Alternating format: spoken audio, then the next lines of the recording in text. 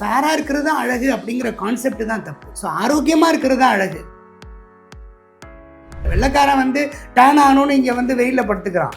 நாம தான் வந்து வெள்ளையாகணும்னு சொல்லி கண்ட க்ரீமெல்லாம் தடவி உடம்புக்கு எடுத்துக்கிறோம். நல்லா இருக்கிறவங்களையெல்லாம் நீ வந்து கருப்பாக இருக்கிறேங்கிற மாதிரி ஒரு தாழ்வு மனப்பான்மையை இவங்களே உருவாக்கி அதுக்கப்புறம் நீ ஃபேரானால் தான் உனக்கு வேலை கிடைக்கும், ஃபேரானால் தான் உனக்கு கல்யாணம் ஆகும். நமக்கு ஒரு தாழ்வு மனப்பான்மையை ஏற்படுத்தி க்ரீம்ஸ் அப்ளை பண்ணுறதை நிறுத்தின உடனே பயங்கர டார்க் ஆகிடும். ஸோ நீங்கள் ஒரு அடிக்ஷன் மாதிரி எப்படி இந்த குடி போதைக்கு அடிமையானவங்க மீண்டும் மீண்டும் அதை நாடி போகிற மாதிரி இந்த க்ரீம்ஸை நீங்கள் தொடர்ந்து போடக்கூடிய கட்டாயத்துக்கு ஆளாருவீங்க. தொடர்ந்து போட என்ன ஆகும், ஸ்கின்ல இருக்கக்கூடிய லோக்கல் இம்யூனிட்டி குறைஞ்சிரும், நிறைய பிம்பிள்ஸ் வரும், இன்ஃபெக்ஷன்ஸ் நிறைய வரும். மனசு எந்த வகையில் கெட்டு போகுது அப்படின்னா இந்த ஸ்டீராய்டுனால உங்களுக்கு ஒரு டிப்ரெஷன் வந்துடும். இந்த ஸ்டீராய்டு க்ரீமை போட்டால் தான் நீங்கள் உற்சாகமாக இருக்கலாம். இப்போ ஃபேராக இருக்கிறவங்களுக்கு மெலானின் கம்மியாக ப்ரொடியூஸ் ஆகும், டஸ்கியாக இருக்கிறவங்களுக்கு மெலானின் அதிகமாக ப்ரொடியூஸ் ஆகும்.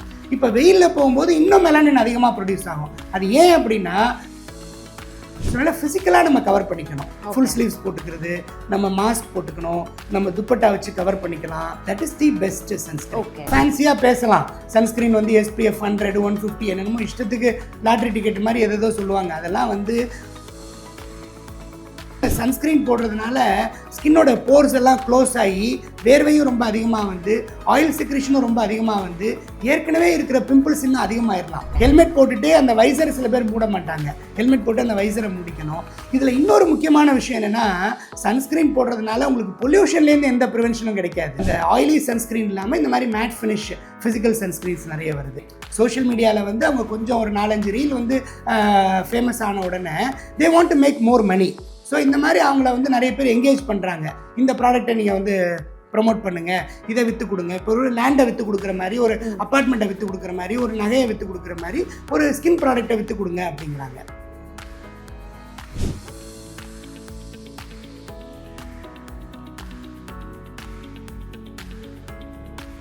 Hello all, this is Madhumitha from Dear Women. And இன்னைக்கு நம்ம கூட skin and hair specialist Murugasundaram sir join பண்ணியிருக்காங்க. அவங்க கிட்ட நிறைய விஷயங்கள் நம்ம கேட்டு தெரிஞ்சுக்க போகிறோம். வாங்க சார். வணக்கம் சார். வணக்கம்மா, எப்படி இருக்கீங்க? நல்லா இருக்கேன். ஓகே சார், இப்போ நம்ம என்னதான் வந்து டஸ்கி ஸ்கின்ஸை வந்து கொண்டாட ஆரம்பிச்சிருந்தாலும் பல பேருக்கு வந்து ஃபேராக இருக்கிறவங்க தான் வந்து அழகு, ஃபேர் ஸ்கின் தான் அழகு அப்படின்னு நினச்சிட்டு இருக்காங்க. ஸோ அதுக்காக வந்து நிறைய ஒயிட்னிங் க்ரீம் அண்ட் வந்து இந்த டர்ன் ரிமூவல் க்ரீம்லாம் வாங்கி யூஸ் பண்ணி நிறைய சைட் எஃபெக்ட்ஸ்லாம் வந்துட்டு இருக்கு.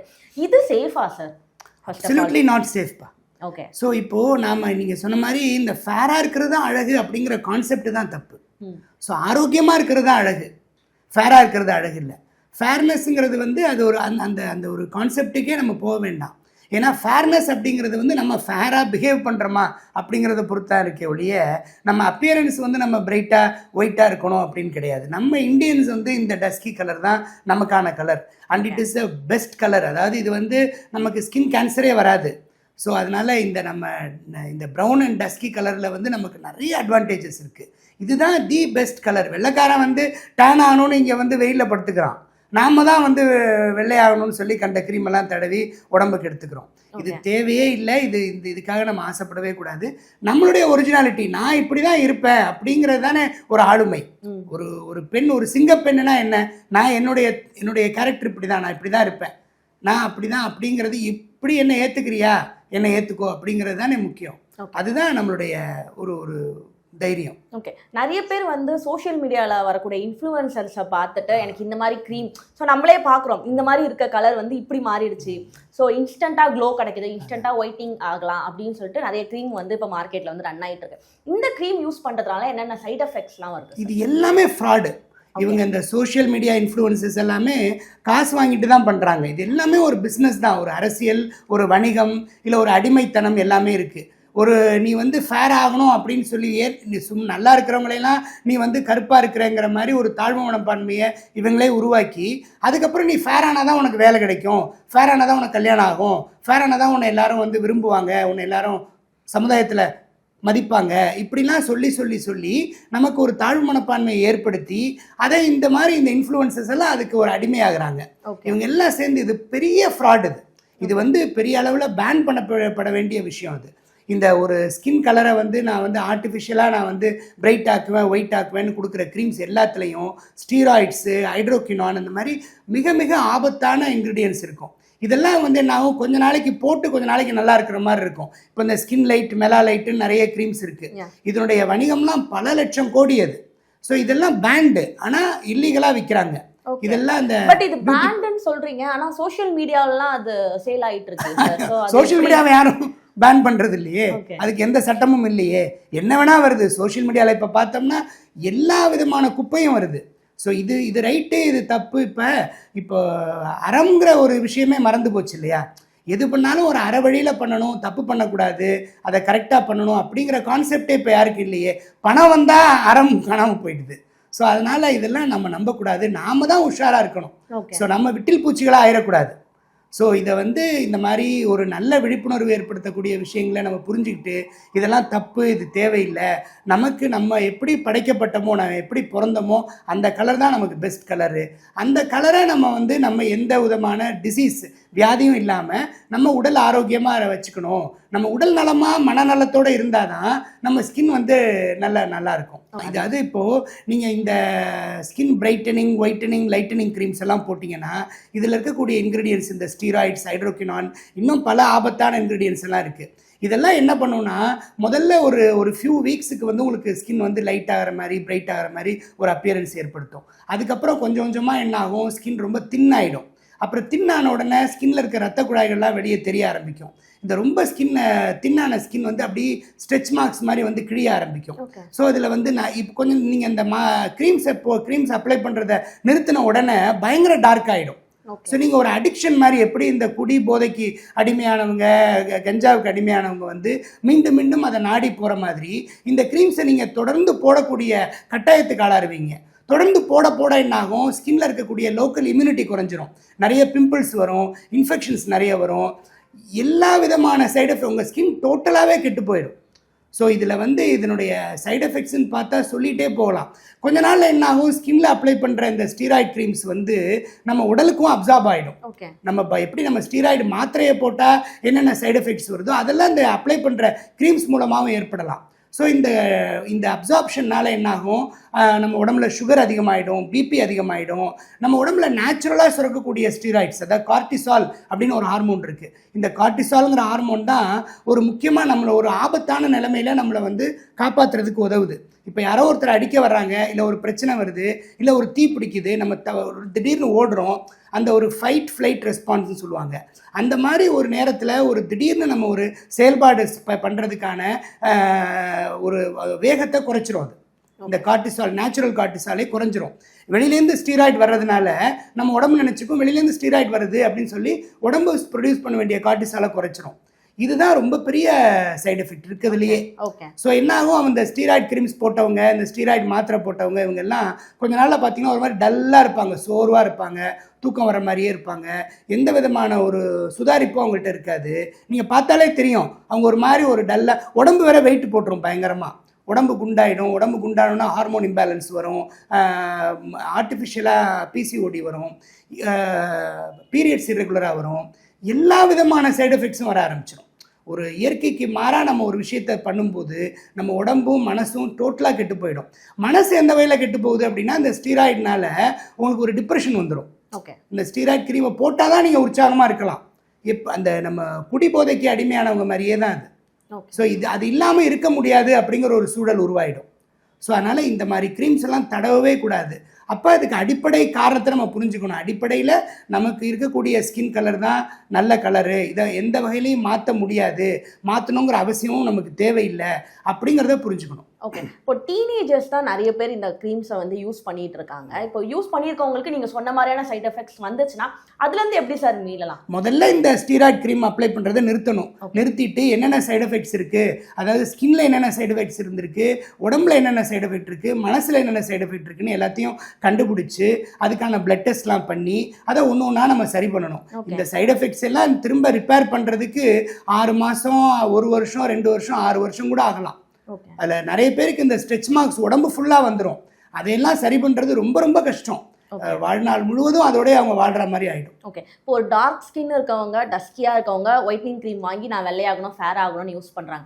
சில பேர் நான் ஒயிட்டாக தான் இருக்கேன் பட் நான் டேன் ஆகிட்டேன்னு சொல்லி இந்த மாதிரி க்ரீம்ஸ் எல்லாம் யூஸ் பண்ணுறாங்க. ஒன்ஸ் நம்ம டேன் ஆகிட்டோம்னா அதை ரிமூவ் பண்ணுறதுக்கான வாய்ப்பு இருக்காது. நிச்சயமா நீங்கள் வந்து இப்போ சன்லைட்னால, சூரிய ஒளி இருக்கக்கூடிய யூவி ரேஸ்னால நமக்கு வந்து ஸ்கின் கலர் டார்க் ஆகுது. அது எப்படின்னா, நமக்கு எல்லாருக்குமே மெலனோசைட்ஸ் ஒன்று தான். கலர் ப்ரொடியூசிங் செல்ஸ் வந்து ஃபேராக இருக்கிறவங்களுக்கும் ஒன்று தான், டஸ்கியாக இருக்கிறவங்களுக்கும் ஒன்று தான், எல்லாருக்கும் ஒன்று தான். அதில் எந்த மாற்றமும் கிடையாது. அது எவ்வளோ மெலானினை ப்ரொடியூஸ் பண்ணுது அப்படிங்கிறது தான் வித்தியாசம்.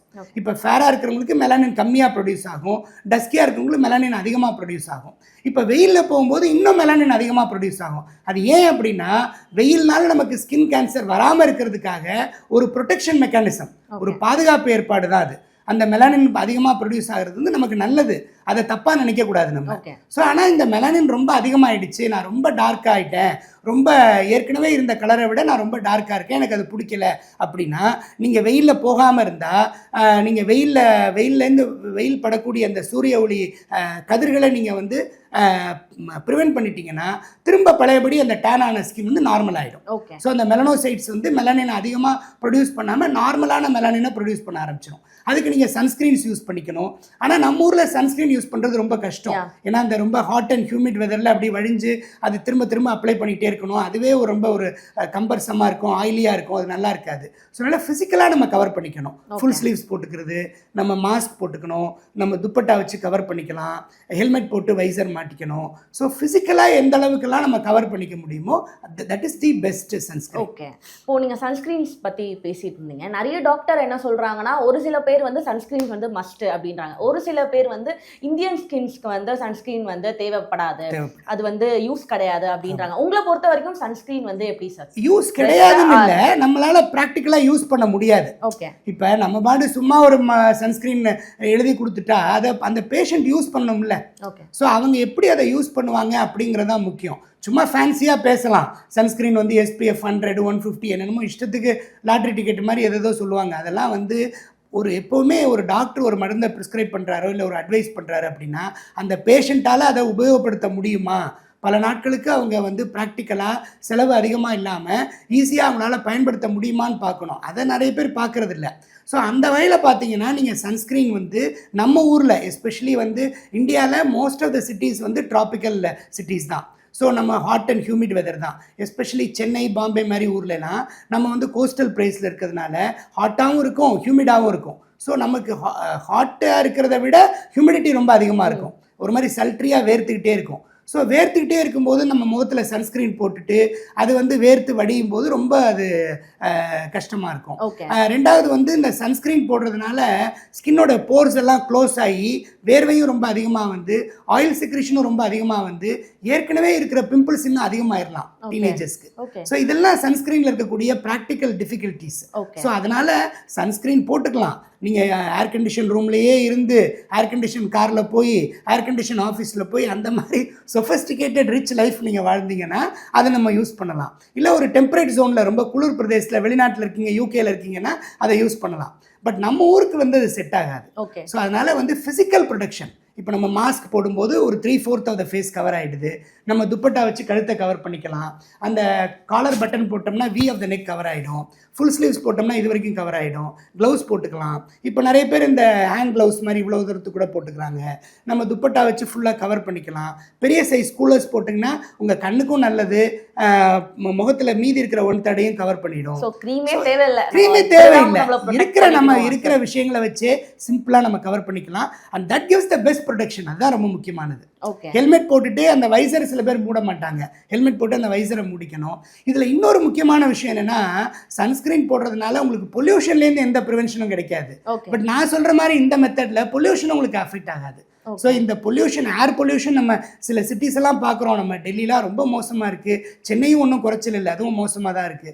இவ்வளவு பொல்யூஷனை நம்ம வந்து நம்ம உடம்புக்கு எவ்வளவு பாதிப்பு ஏற்படுத்தும். அது அந்த பொல்யூஷனால தான் நிறைய பேருக்கு லங்ஸ்லாம் அலர்ஜி வருது, ஸ்கின்லையும் ஏட்டாபிக் எக்ஸிமா வர்றதுக்கு இந்த பொல்யூஷன் மூக்கு வழியாக போகிறது தான் முக்கியமான காரணமாக இருக்குது. ஸோ இந்த ரோட்டில் இருக்கிற தூசி, பொல்யூஷன், இந்த ஹார்ம்ஃபுல் மெட்டீரியல் எல்லாமே நம்ம மேலே படாமல் இருக்கிறதுக்கு அது ஒரு மிகப்பெரிய உதவியாக இருக்குது. ஸோ இப்போ நான் சொல்கிற மாதிரி சன்ஸ்க்ரீன் வந்து தி பெஸ்ட் ஆல்வேஸ்.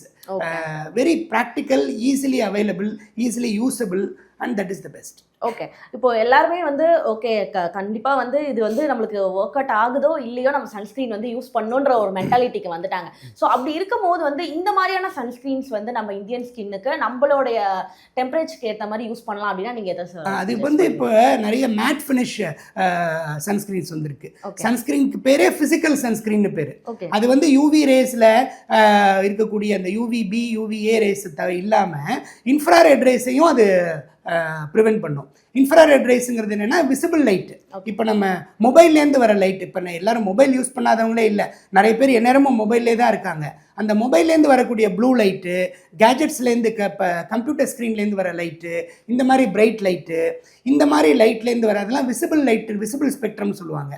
இந்த விசிபிள் ஸ்பெக்ட்ரமும் நம்ம ஸ்கின்னுக்கு நிறைய டேமேஜ் ஏற்படுத்தலாம். ஸோ இந்த விசிபிள் ஸ்பெக்ட்ரத்தையும் இந்த ஃபிசிக்கல் சன்ஸ்க்ரீன்ஸ் இது வந்து ஹெல்ப் பண்ணும். ஸோ அது வந்து நிறைய அந்த ஃபிசிக்கல் சன்ஸ்க்ரீன்ஸ் இப்போ நிறைய வருது. அது வந்து மேட் ஃபினிஷாகவும் இருக்கும். அது சன்ஸ்க்ரீன் அப்ளை பண்ண மாதிரி ரொம்ப ஆயிலியாக தெரியாது. பட் அதுவுமே வந்து நம்ம ப்ராக்டிக்கலாக யூஸ் பண்ணுறது கொஞ்சம் கஷ்டமாக தான் இருக்கும். ஆனால் கொஞ்சம் எக்ஸ்பென்சிவும் கூட. பட் அதுவும் யூஸ் பண்ணிக்கலாம். இப்போ அந்த ஆயிலி சன்ஸ்க்ரீன் இல்லாமல் இந்த மாதிரி மேட் ஃபினிஷ் ஃபிசிக்கல் சன்ஸ்க்ரீன்ஸ் நிறைய வருது. ஆனால் பட் சன்ஸ்க்ரீனில் என்னென்னா நீங்கள் வீட்டை விட்டு கிளம்புறதுக்கு வெயிலில் இல்லை லைட்டில் பிரைட் லைட்டில் எக்ஸ்போஸ் பண்ணுறதுக்கு 1/2 hour முன்னாடியே அப்ளை பண்ணணும். ஜஸ்ட் அப்ளை பண்ணிட்டு போனீங்கன்னா அது வேலை செய்யாது. 1/2 hour முன்னாடியே அப்ளை பண்ணணும். எவ்ரி 1.5 to 2 hours அதை வாஷ் பண்ணி ரீஅப்ளை பண்ணணும். ஓகே. ஸோ இதெல்லாம் இருக்குது. அதில் சும்மா சன்ஸ்க்ரீன் போடுங்கன்னு சொல்கிறதுல எந்த பிரயோஜனமும் இல்லை. ஸோ அதனால இதில் இவ்வளோ விஷயங்கள் இருக்குது. ஓகே, ஒரு ஸ்டேஜ் வரைக்கும் நம்ம தாத்தா பாட்டி எல்லாம் பார்த்துருப்போம். அவங்களாம் எந்த ஒரு க்ரீம் எதுவுமே யூஸ் பண்ணியிருக்க மாட்டாங்க. ஸோ நேச்சுரலாக இருந்திருப்பாங்க. அதுக்கப்புறம் வந்து நம்ம ஸ்கின்ல வந்து ஒரு சின்ன ஏதாச்சும் ஒரு பிக்மெண்டேஷனோ அது எது வந்தாலும் வந்து நம்ம டாக்டரை கன்சல்ட் பண்ணிட்டு தான் எந்த ஒரு க்ரீமாக இருந்தாலும் வாங்கி. இப்போ எப்படி இருக்குன்னா நம்ம சோஷியல் மீடியாவை ஸ்வைப் பண்ணாலே 2 ஸ்லைடுக்கு ஒன்ஸ் வந்து ஒரு க்ரீமோடைய ஒரு ப்ராடக்டோட லிங்க் வருது. அது வந்து யாராச்சும் உட்காந்து இந்த க்ரீமை யூஸ் பண்ணுங்க, அந்த க்ரீமை யூஸ் பண்ணுங்க அப்படின்னு சொல்லிட்டு இருக்காங்க. ஒரு டாக்டரை கன்சல்ட் பண்ணாம நம்ம ஸ்கின்னுக்கு வந்து ஏதோ ஒரு க்ரீமை வாங்கி போறது நல்ல விஷயமா? ரொம்ப ரொம்ப தப்பு. ரொம்ப அருமையான கேள்வி நீங்கள் கேட்டது அண்ட் வெரி வேலிட் பாயிண்ட். இதை ரொம்ப முக்கியமாக ரைஸ் பண்ண வேண்டிய கொஸ்டின். அது எல்லாருக்கும் தெரியணும்.